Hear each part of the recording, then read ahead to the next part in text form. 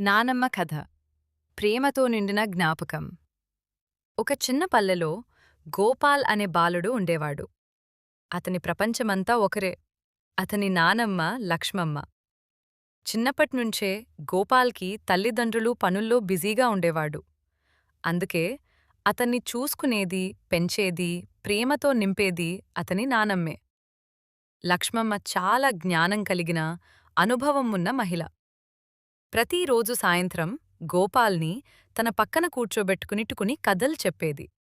ఆ కథల్లో రాజులు, రాణులు, జంతువులు, దేవతలు ఉంటారు. కాని ప్రతీ కథలో ఒక మంచి నీతి తప్పకుండా ఉండేది.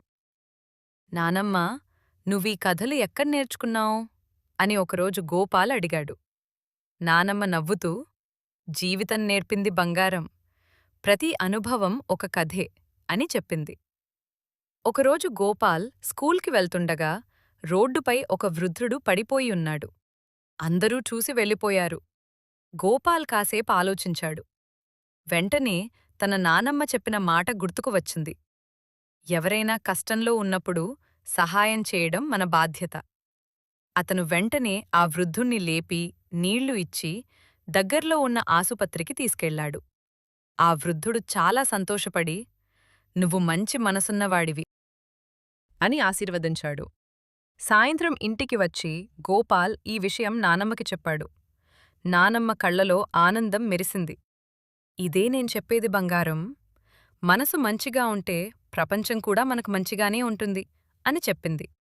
రోజులు గడుస్తున్నాయి. గోపాల్ పెద్దవాడవుతున్నాడు. కాని నానమ్మతో గడిపిన సమయం మాత్రం అతని జీవితంలో అత్యంత విలువైనది. ఒకరోజు నానమ్మకు జ్వరమొచ్చింది. మొదట చిన్న జ్వరంలా అనిపించింది. కాని అది కొంచెం తీవ్రమైంది. గోపాల్ చాలా ఆందోళన చెందాడు. నానమ్మా, నువ్వు త్వరగా బాగుపడాలి అని ఆమె చేతిని పట్టుకుని చెప్పాడు. నానమ్మ మెల్లగా నవ్వుతూ, నాకేమీ కాదు బంగారం, నువ్వు బలంగా ఉండాలి అని చెప్పింది. కొన్ని రోజుల తరువాత నానమ్మ పరిస్థితి మరింత దిగజారింది. చివరికి ఒకరోజు ఆమె శాశ్వతంగా నిద్రపోయింది. గోపాల్ గుండె పగిలిపోయింది. నానమ్మా, నువ్వు నన్ను వదిలేసి ఎందుకు వెళ్ళిపోయావు అని ఏడ్చాడు. కాని కాలం క్రమంగా అతన్ని బలంగా చేసింది.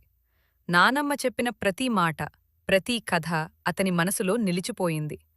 ఆమె లేకపోయినా ఆమె విలువలు అతనితోనే ఉన్నాయి. కొన్ని సంవత్సరాల తరువాత గోపాల్ ఒక మంచి గురువుగా మారాడు. పిల్లలకు చదువు చెప్పడంతో పాటు జీవిత విలువలు కూడా నేర్పించడం ప్రారంభించాడు. ప్రతి సాయంత్రం అతను తన విద్యార్థులకు కథలు చెప్పేవాడు, తన నానమ్మ చెప్పినట్లే.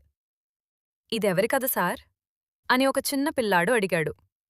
గోపాల్ చిరునవ్వుతో, ఇది నా నానమ్మ కదా, ఆమె నాకు నేర్పిన జీవితం అని చెప్పాడు. ఆకాశాన్ని చూస్తూ, నానమ్మా, నువ్వు ఎక్కడ ఉన్నా నేను నీ మాటలు పాటిస్తున్నాను అని మౌనంగా చెప్పాడు. ముగింపు. నానమ్మలు మన జీవితంలో వెలుగులా ఉంటారు. వాళ్ళ కథలు కేవలం వినోదం కాదు, అవి జీవితంతం ఎలా ఉండాలో నేర్పే పాఠాలు. వాళ్ళు మనతో లేకపోయినా వాళ్ల ప్రేమ, జ్ఞాపకాలు ఎప్పటికీ మన హృదయంలో ఉంటాయి.